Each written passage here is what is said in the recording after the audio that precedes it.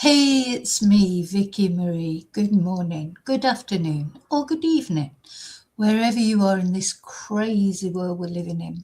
So, I'm just going to give you an update on the trial of Brian Walshe, the absolute POS that is on trial for killing his lovely wife and the mother of his 3 children, the grinning psycho that is Brian Walshe. Anyway, allegedly. So of course his trial's just finished.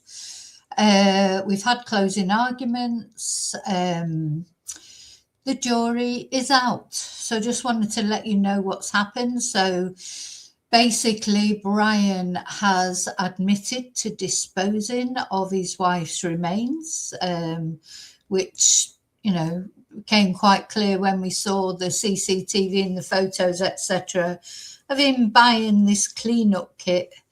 I mean, could you look any more like you were looking, you were buying stuff to clean up after a murder? I mean, anyway, allegedly, and not only allegedly that, because he has pled guilty to that, he has pled guilty to disposing of poor Anna's body around about New Year 2 years ago, 2023, I think it was. He has admitted to that, but his claim is he did not kill Anna. His claim is that Anna, he just found her dead in bed. A young, healthy woman like that literally just came into the bedroom about 2:30 in the morning and she died, deceased. It's like the parrot sketch, isn't it, by Monty Python, except it's not funny. Just the most ridiculous claim. Anyway, that's his claim and he's sticking to it.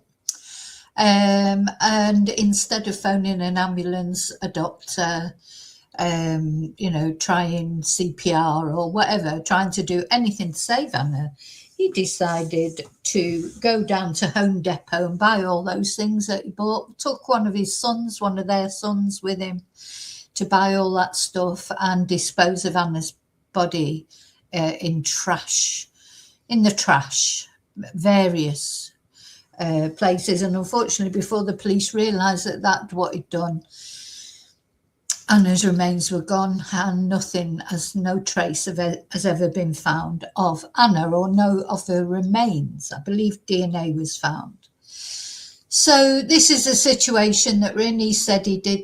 Well, I don't even know why he said he did that. Why did he do that? If it was true, why would you do that? You find your loved one deceased, and yeah, of course you do. You don't phone an ambulance, do you? You just go down to Home Depot and buy all the stuff to dispose of the remains. So a hacksaw was found, a hammer. His Google searches were Google searches about how to go about doing that, how long it took before a body smelt, various things like that. So, there's a lot of circumstantial evidence against Brian. I mean, at one time they were happy, they were in love. Anna described him as the love of her life, said it was love at first sight. And then it all went wrong, didn't it? And it went wrong for various reasons, but mainly because of Brian's completely sketchy, dodgy dealings. This is actually Brian the day he was arrested. I still can't get over this photo, coming out of the house with the police, smiling. What was funny about it? Just crazy situation. So anyway, that was his defense, that she was already dead, as if that's a defense. Now, just before we get right into it, I just want to say, here we are coming up to Christmas. Anna and Brian had 3 sons. I don't know where they are. We don't know who they're with. I hope they're all together. Don't know if they're with foster parents. Anna's mum said she couldn't take them on. She's 70 years old. Anna does have a sister, so I'm not sure about the circumstances of that, but maybe she's just got already a family of her own. It's not easy to take on other people's children. But I hope wherever they are, I just want to say a prayer. I hope you'll join me in a prayer, whoever you pray to, that those boys are going to have a nice Christmas, despite the fact they haven't got their mum or their dad with them, because they've lost both their mum and their dad. I hope somehow, someone somewhere is working hard to make sure these boys get a Christmas that children deserve. So I just wanted to say that. So I just want this update really is just to tell you that closing deliberations were heard. Brian, of course, decided not to take the stand in the end, despite the fact in the beginning, I think he was planning on taking the stand. I think as the trial went on, he realised it probably wasn't a good idea. Do you know what I mean? He's like, it's a big risk for the accused to take the stand in a murder trial. We saw it with Erin Patterson. She decided to take the stand, the mushroom murderess. I don't know if it did her any favours because it exposed a lot of her lies. All depends on the prosecution, really. Because the thing is, you take the stand if you're the accused for a murder. And obviously the defence is going to go easy on you. That's what they're there for. But when you open yourself up then to cross-examination from the prosecution, and that can be a gift to the prosecution. And I think in Erin Patterson's case it was, because the prosecutor, Nanette Rogers, she was very good prosecutor, and she exposed Erin for the liar she was. I mean, Erin almost hung herself, really, because it became clear what a liar she was. And once someone's established as a liar, it's difficult then to, you think, well, what else are they lying about? So that's what happened there. And it's happened in lots of cases. So Brian decided not to take the stand. But look at him here on this photo. And this fascinated me. When he's coming into court, he's clutching his little brown folder. It's got rosary beads around it. How dare he? How dare he wear rosary beads? Yeah. Clutching papers and a rosary. You need more than a rosary, Brian, where you're going straight to hell. And I can't wait till we get the verdict and then the sentence, and I'm going to put you in the hellhole, and then I will never talk about you again, unless it's something relevant to the case that comes up. But yeah, a rosary. Wonder if he was sort of had that round his neck when he was cutting his wife up, the mother of his children, and disposing of her in the garbage. Were you wearing your rosary beads then, Brian? If you really want to save your soul, what you need to do is just confess. You've put your children, you've put Anna's family through all this. Anyway, never mind. So basically, they've just finished deliberating for the week.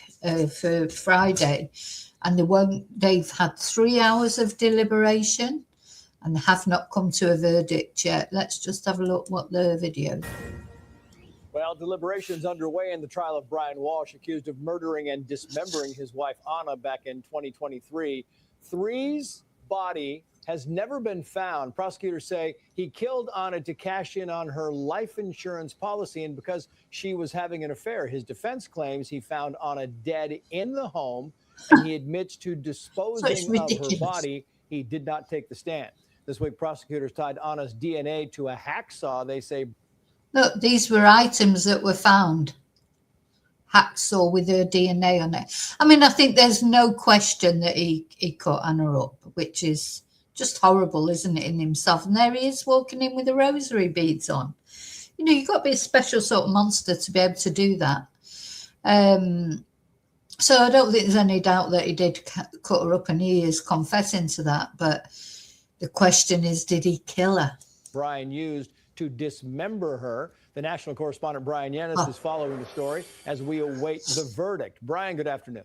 Trace, good afternoon. Now, this jury's been deliberating since 12:30 this afternoon, so for about 3.5 hours, about whether Brian Walshe is guilty of first-degree premeditated murder or the lesser second-degree murder charge. In closing arguments today, the prosecution said Brian murdered his wife, Anna Walshe, in their home in the early morning hours of New Year's Day 2023. He then cut her body into pieces and threw the evidence in the trash. Brian's defense attorney admits he lied to police. He got rid of his wife's body, but he did not kill her. He instead found Anna unresponsive in bed after suffering a sudden, unexplained natural death.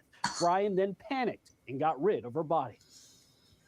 Suddenly, it's just what you would not do, is it? The mother of your children, you'd panic. Yeah, you'd be on the phone to the ambulance straight away.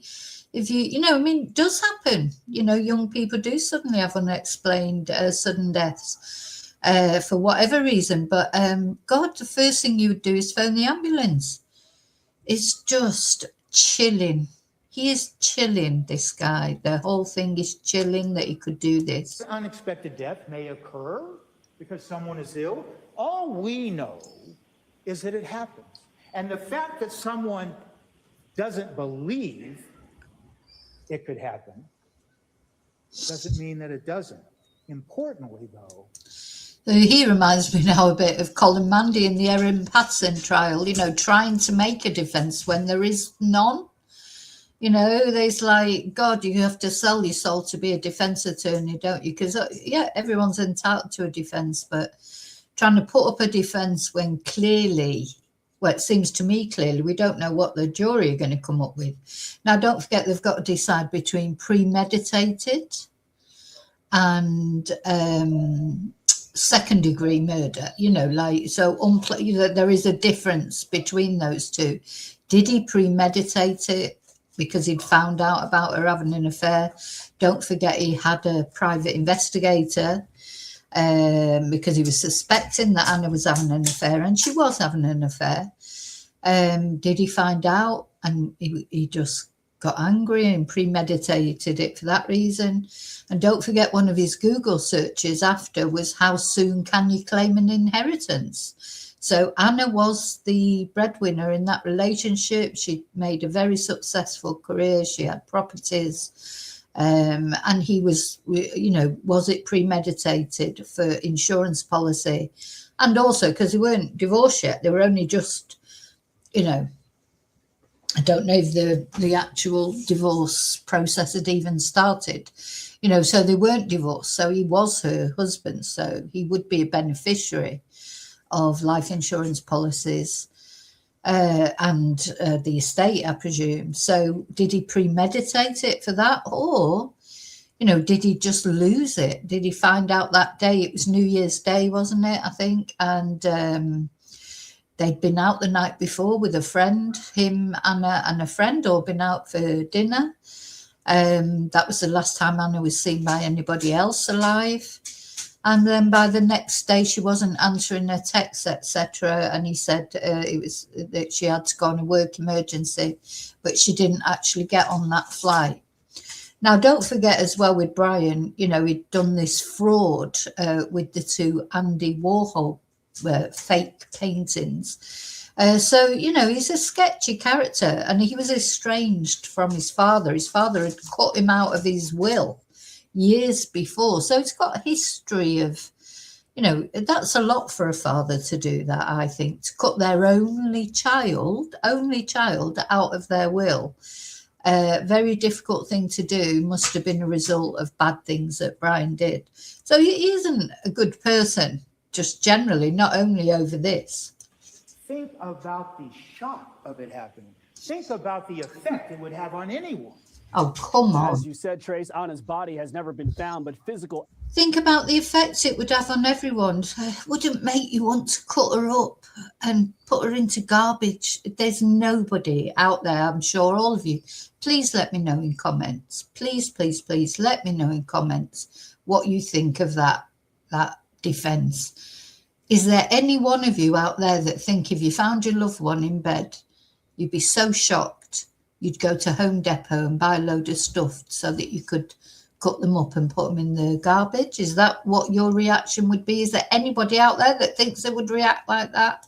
evidence was found in a dumpster at the apartment complex of Brian Walshe's mom, like 2 bloody white towels, bloody slippers, and a bloody rug, which all tested positive for Anna's DNA. Poor Anna. Authorities also found blood-stained tools like a hacksaw and a hatchet. Poor There's Anna. also surveillance video showing Walshe after the alleged murder, buying cutting tools and cleanup supplies like a Tyvek protective suit, a tarp, and 5-gallon buckets at Home Depot, Lowe's, and Home Goods. Finally, there's the internet searches allegedly made on multiple devices. No, before you know it, these Home Depot places, they could put a kit together, couldn't they? A disposing of your victim kit.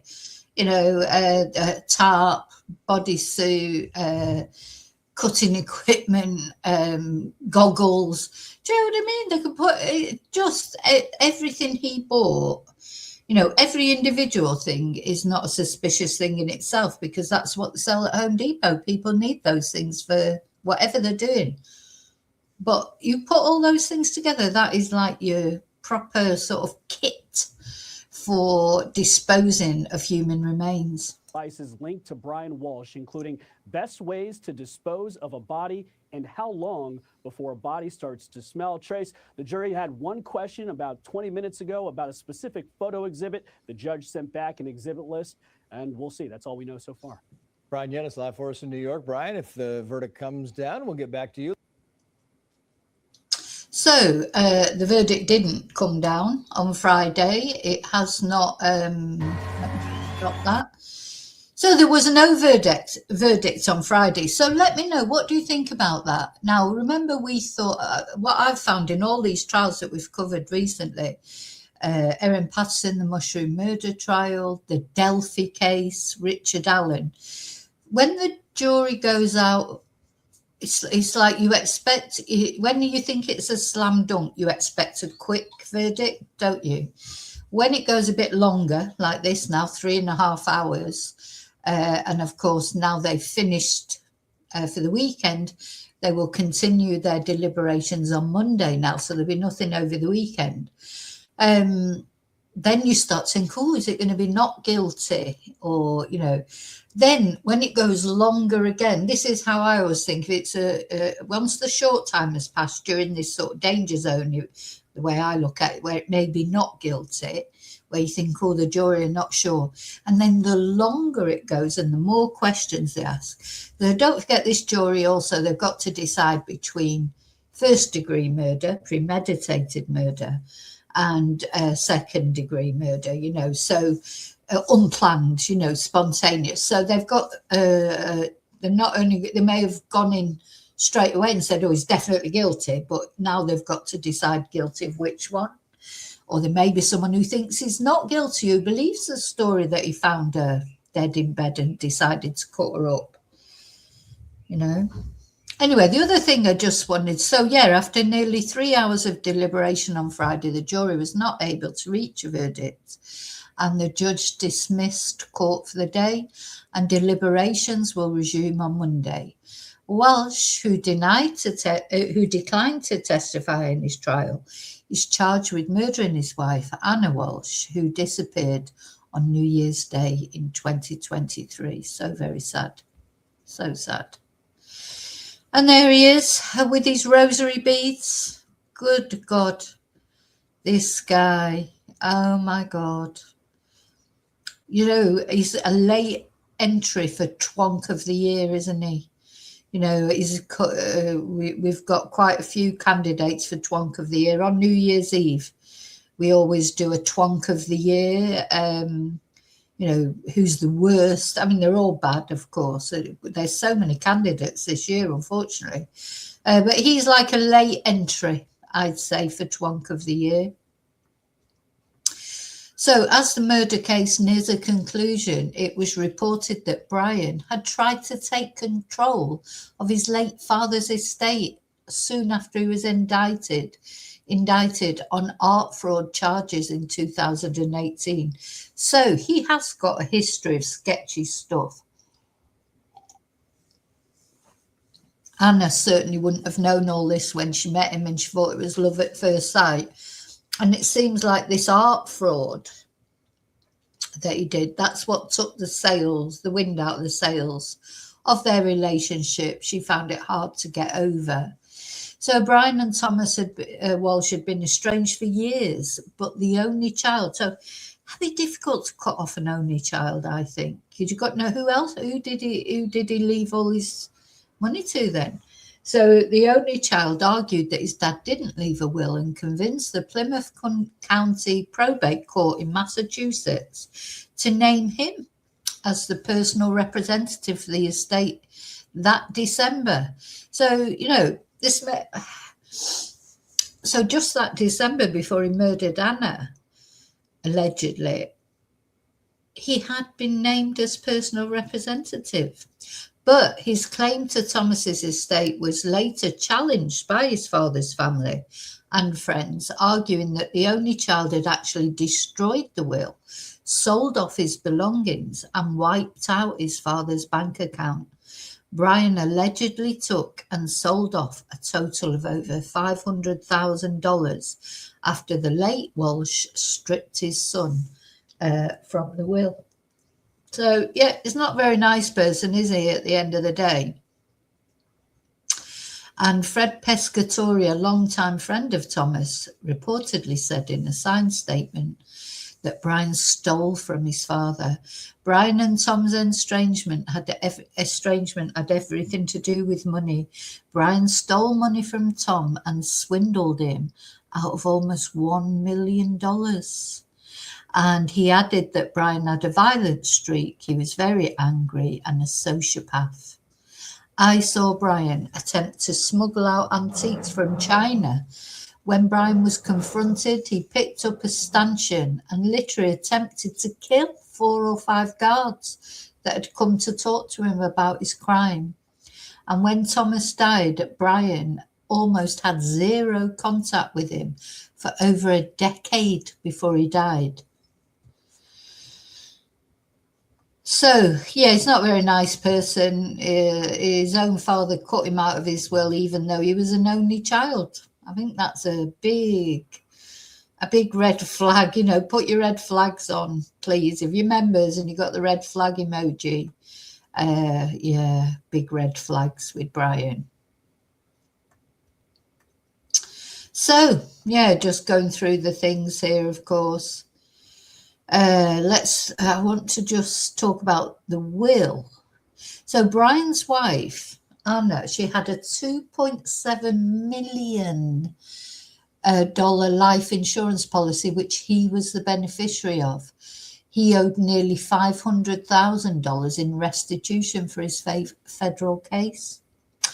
Another of Thomas's, that's his father's longtime friends, Jeffrey Ornstein, said in a signed statement to the probate court he had proof that Brian was taken out of the will.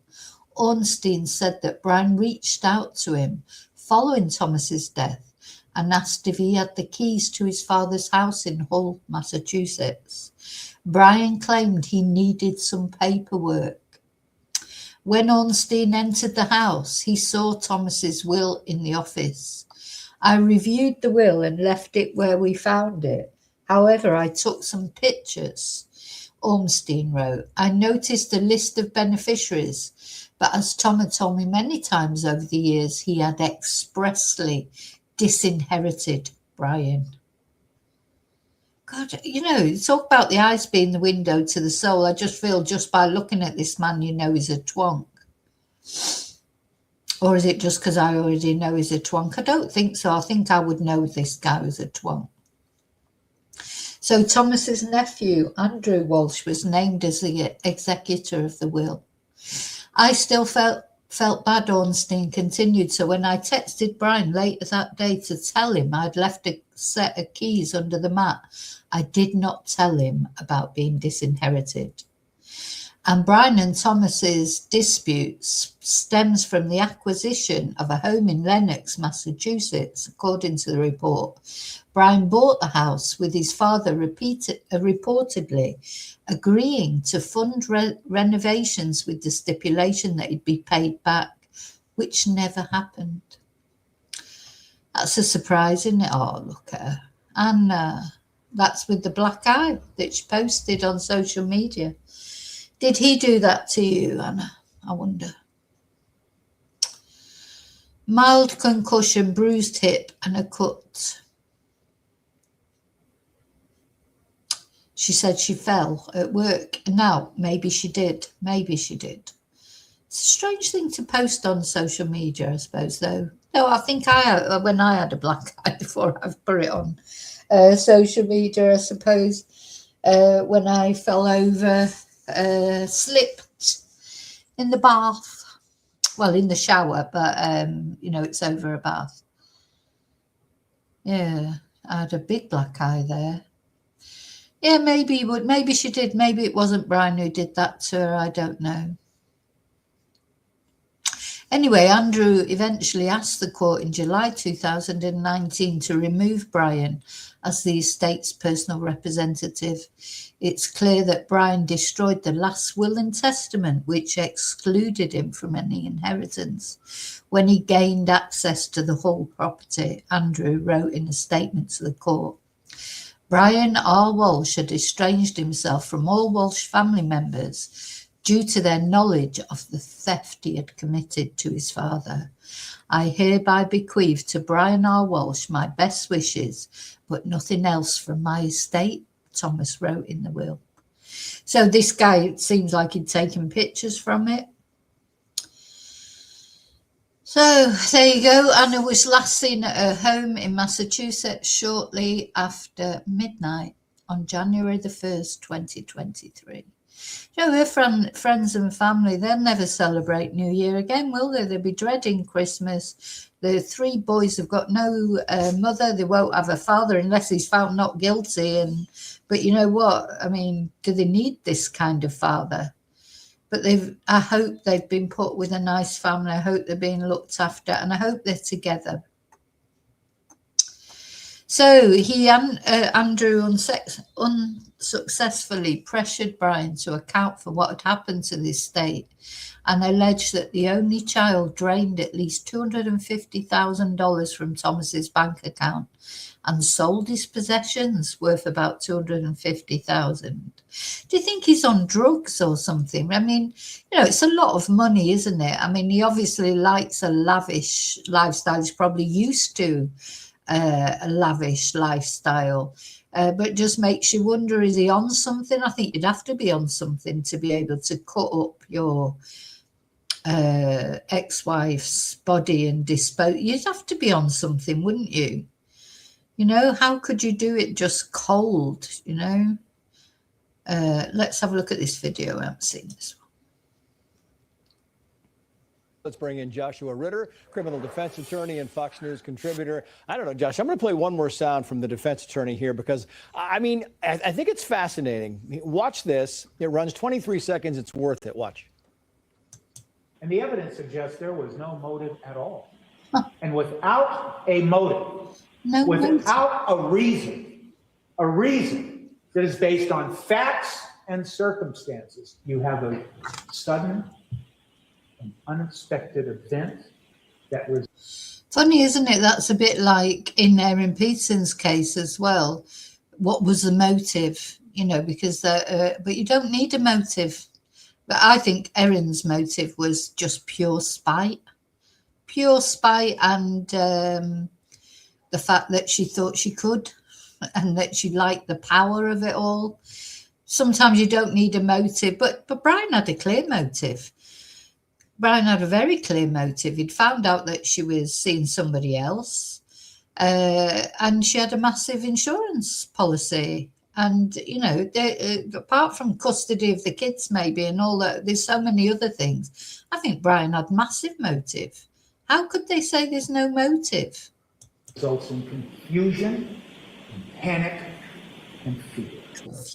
Likely why the defense didn't call any witnesses, because what the defense is saying is there is no evidence or proof at all that he killed his wife. He's already said I dismembered her, or I at least, convey whatever they say the term is, got rid of the body. But how do you prove that he killed her? Yeah, well, the prosecution would say you proved that he killed her because what kind of a ridiculous story is that I found my wife dead and my first instinct is not to call 911, not to perform CPR, not to call the neighbors for help, but to Google how do I dismember a body? They say that's the the actions of a guilty person. That's the actions of someone who just took their wife's life, not the actions of somebody who found her suddenly and inexplicably dead in her bed. Can we put these up on the screen? These are the internet searches, just so we have clarity here. How long? Just before we look at them, I just want to say, you just imagine it, even cutting up someone that you didn't even know, or somebody who'd been really horrible to you, or maybe murdered your children, or, so it would be hard. Most people would not be able to stomach that, would they? How he could stomach it. And he talks about panic. When we saw him going around Home Depot the next day, didn't look very panicked, did he? He was checking out his appearance in the mirror. I think I'm going to look for that video again in a minute, and we're going to look at that again. Those are not the actions of a panicked man. And he took one of his children with him. Long before a body starts to smell. Best ways to dispose of body parts after murder. Can I use bleach to clean my wood floors from bloodstains? Hacksaw, the best tool for dismembering a body. Can you be charged with murder without a body? The last one I think is incriminating. The last one is bad, but the rest of them are, he's already said, okay, I got rid of the body. And I guess it comes down to if you can figure out the timing of the death. If he did this before she died, well, he's cooked. But if he did this, if there's some reason he did this after he said she died, it's plausible. That's a problem. And I think that's the whole reason why they went with this defense is they took a look at those Google searches and did what you just did. That a lot of these are talking about a body and disposing of a body, but they're not really talking about murder. In other words, there's no Google search that says, how do you kill your wife? In fact, the Google searches that he makes the night before are about divorce, which kind of lend themselves to the idea that he planned on divorcing her, not necessarily killing her. Problem is, he goes about finding searching, shopping for all sorts of ways to chop up her body. He's doing this for days after. It's just all this, what we call consciousness of guilt evidence that I think really cooks them. And here's to kind of to your point, the prosecution says the Walshe marriage was headed to a breaking point in the closing argument. Watch this. The defendant did not want anyone to find Anna's body and to know how she died. He cut up Anna's body, the woman that he claimed to love, and he threw her into dumpsters. He didn't just want her dead, he needed her dead. This was a marriage in crisis, and it was heading towards a breaking point. I mean, I think, look, 100% I agree with that prosecutor. You've got to, this is a massive thing to, as I say, to actually be able to stomach. Here's him with his rosary bead on. And that's what he did to this woman, the mother of his 3 children. Everybody says, I just want to look at this. Everybody says what a good mother Anna was. 3 boys now without a mother or ostensibly a father either at the moment. And as I say, unless he's actually found not guilty. Let's just have a look at this picture.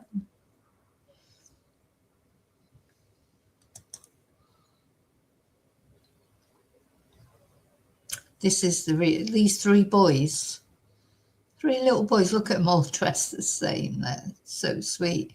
With Anna, their mum, who apparently was this fantastic mother.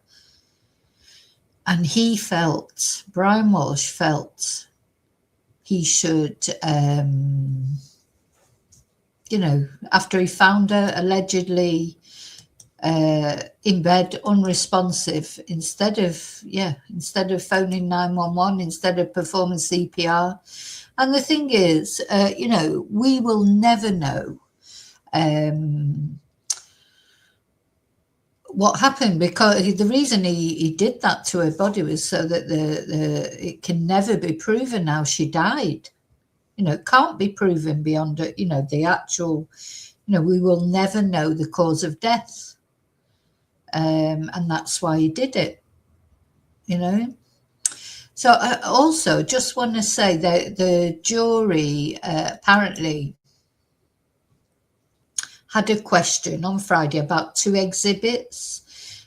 So they did call back a question of the photo of a plastic container with clumped substance and blood clots in it. Ugh, I'm not sure what that is.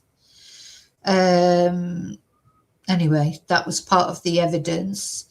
And they also, there's this photo of Anna lying on a rug. So is she doing exercises there, I presume? Is she? You just wonder what this poor woman went through, don't you, really? Did he jump on her while she was asleep and surprise her? I still love you. Ha ha. His joke. The defendant prevented anyone from ever finding Anna's body. There's no autopsy. Yeah, no. Dr. Atkinson told you that the medical examiner can't do an autopsy without a body. And all that remains of Anna are a few hairs, some blood, and a few things that belong to her. A part of a necklace she often wore, her hunter boots, a black jacket, a purse, her COVID card, and a few other items in the dumpster in his mother's apartment complex. Things that they found. The defendant searched his MacBook for a murder conviction without a body. Please do not allow the defendant's self-serving act of dismembering and disposing of Anna's body to let him get away with this murder. Yeah, literally get away with murder. At the start of this trial, we asked you to use your common sense. When you do that, when you analyze the evidence as you deliberate, and continue to use your common sense, you will see that the evidence shows there is only one verdict. Find the defendant is guilty of the premeditated first-degree murder of Anna Walshe. Now, you know, to some of us, that may seem a bit like a no-brainer, but, you know, at the end of the day, juries, they know more than, you know, I know actually this trial has been televised, but I presume the jury gets to see things more clearly. I don't know. They've seen Brian there, seeing the ways. I mean, the thing is just the way Brian is. Let's just have a look. I wanted to show you again this video. So what his defense attorney is saying, that when he found Anna deceased by natural causes in bed, he was so panicked that he went off to Home Depot and bought all this stuff to dismember her body. Now, what I want you to do now is tell me, does he look panicked? Let's have a look at him buying this stuff. How panicked is he? Doesn't look very panicked, does he? Calmly putting everything into the bag.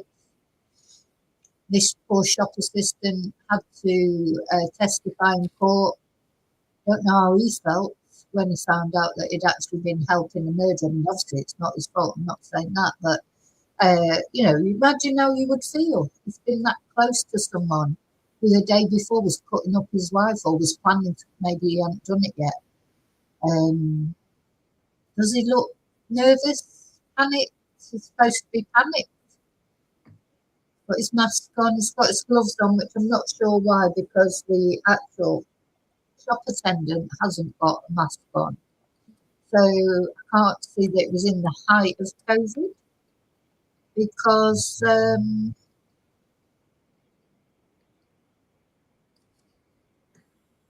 know, because why has the shop assistant not got anything on? So yeah, it doesn't look very panicked. He looks very calm, very collected, very matter of fact, organising his trolley so that everything fits in okay. Oh yes, I'll put this here. Yeah, let me organise it. So the thing is, Brian Walshe as well, you know, as I say, and as people have said, yes, all these things are perfectly legitimate things that somebody might buy in Home Depot but not all necessarily on the same day, would they? $500 is spent on all this stuff. Now, also, I would say that someone like Brian Walshe wasn't a person who normally did the cleaning. He doesn't strike me as a domesticated person. He's all about money to him, isn't he? They probably had a cleaner. I don't know. Doubt it very much that he was the cleaner. Just wondering where. Oh no, he's paying in cash by the look of it. Is that cash he's getting out of his pocket? I thought maybe he paid back. No, he's paying in cash. But probably thought he was being clever, paying in cash. So they were. Oh, I haven't seen this one. I don't think. Thank you. There it goes. This is the angle from the actual the self-checkout register. This paid in cash thought he was being clever. We know that Brian is one of those thickos who thinks he's clever. Yes. They thought, paying cash, and that way they won't know it's me, forgetting about the CCTV. And he's always checking himself out in the CCTV. So he must have known about it. I mean, it's just crazy. Oh, so look at this. So he's got different clothes on here. So this must be, is this a different day? Look, I honest to God, I'm fascinated with this video. I just cannot, but look, he's smiling at himself. Oh, thinks he looks gorgeous. He's wearing different clothes there, isn't he, than the other video? Anyway, there's one of their sons in the photo, poor little thing. Yeah. Oh, yeah, little smirk. This video, honestly, this is, to me, this video, that's where you see. So the day after killing his wife, and even if you don't believe that he killed her, if you believe his rubbish story about finding her dead in bed, he's either just dismembered her or just about to dismember her. And he's smirking into the camera.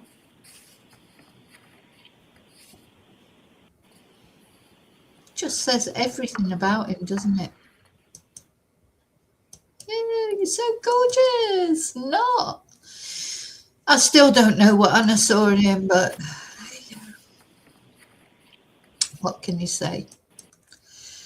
Too late now, of course, but anyway, let's just watch the end of this video. Poor Anna. He was having an affair or whatever the circumstances were here. I don't see any scenario. Maybe you don't see any scenario where the jury's going to let this guy walk. The question is, what is he found guilty of? Is it the whole thing, or is it, part and parcel of the whole thing?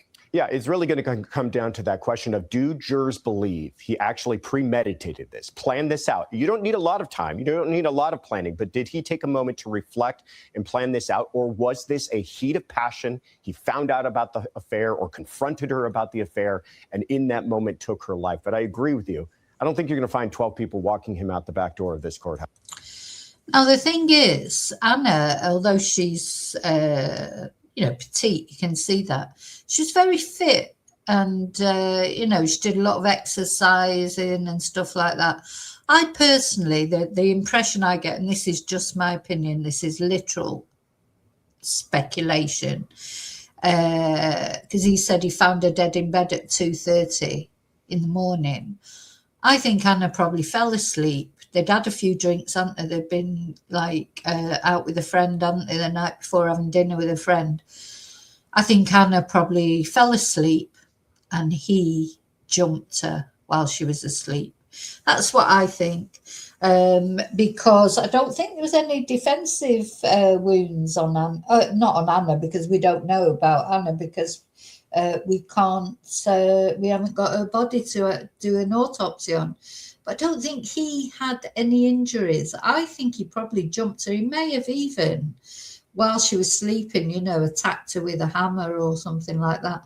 Because I do believe he's a coward, this guy. He wouldn't want to face her, I don't think. I think he would have waited till she was asleep and then killed her. while she was completely defenseless, because even though, as I say, she is quite petite, I think because she was fit and healthy, I think she still could have maybe done him a bit of damage if it was a struggle between them, you know, that she knew about, that she saw coming. I still think she could have inflicted some sort of damage on him, you know, if not just only scratches, etc. So I think, you know, it seems likely to me he attacked her while she was sleeping, killed her while she was sleeping. I hope in a way that he did, because I hope she didn't know anything about it, bless her. Because otherwise, imagine how terrifying it would be seeing that face coming towards you, knowing that he was going to do you damage. Now, one of her friends said that she never felt in danger from him, but did she not? I mean, there were other friends have said that she did say that he'd been abusive. So, you know, we'll never get Anna's side of the story, not the full story, will we? Quickly, heat of passion or premeditated? Big difference in sentencing. Big difference. Oh, absolutely. In crime. If they come back with a man's or a second-degree murder on this case, I think his defense team is going to be looking at this as a win. Essentially, he's going to go to prison for a very long time. But if they could walk away without first-degree murder, that would be something I think the prosecution would be having second thoughts about. First? Is it first? What do you think? First, second? What do you think? I think it's a really tough call, to be quite honest with you. I believe that he may have confronted her about this affair and then in those moments decided he was taking her life. That's first degree in my book. Yeah.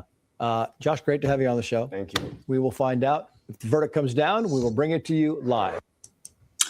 Yeah. So basically, that's what I wanted to update you on. The jury's out.